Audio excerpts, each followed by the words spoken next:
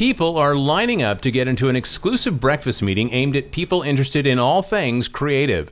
They call it Creative Mornings. I come to Creative Mornings because it's inspiring, which sounds super cheesy, but it's a little jolt of creativity at the end of what's usually a pretty long week. The idea for Creative Mornings all began in New York City.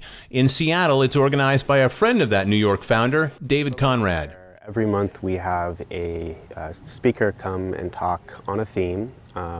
We move our locations around to different venues each month. Today's presentation was at a place I hadn't stepped foot in for more than a decade, the Laser Dome at the Pacific Science Center. We're always trying to strive to find new and interesting places to hold events.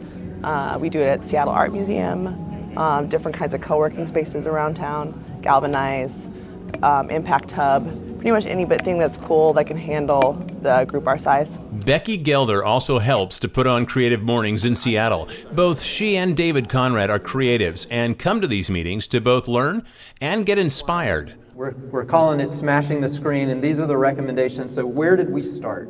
Not only are the spaces interesting, the topic today is virtual and augmented reality, a hot new field in video often called VR. We've hosted speakers that have been architects, artists, illustrators, educators, a lot of designers, photographers, videographers. This is a fully untethered holographic computer. We're one of about 145 chapters worldwide.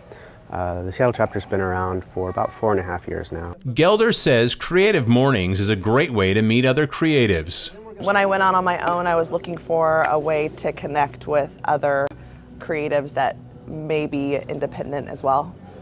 So that's kind of how I got into it. Creative Mornings has a different take on how to do an event like this because they're not these kind of one-to-one, some guy comes in and talks about UX, some guy comes in and talks about sound design. They're at a kind of few thousand feet higher up and more broadly about creativity and innovation and problem solving.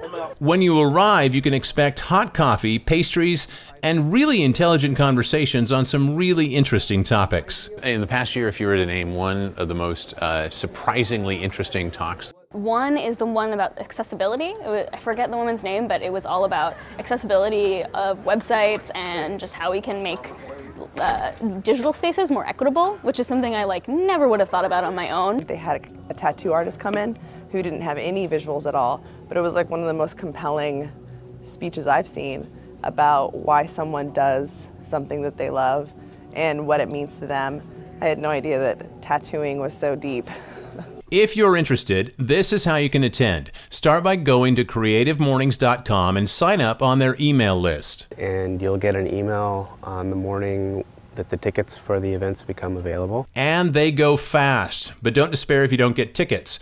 Click on the wait list like I did, and there's a good chance space will open up like it did for me prior to the event. One of the things I like about the New Yorker is it's always full of articles that I don't think I'm interested in, and then it turns out I'm interested in them. And these talks are the same thing. You go, who's that, or what's that topic? And you sit down and it's like, that was fantastic. Watch CityStream Thursday nights at 7 on the Seattle channel, or get video on demand and podcast anytime at seattlechannel.org.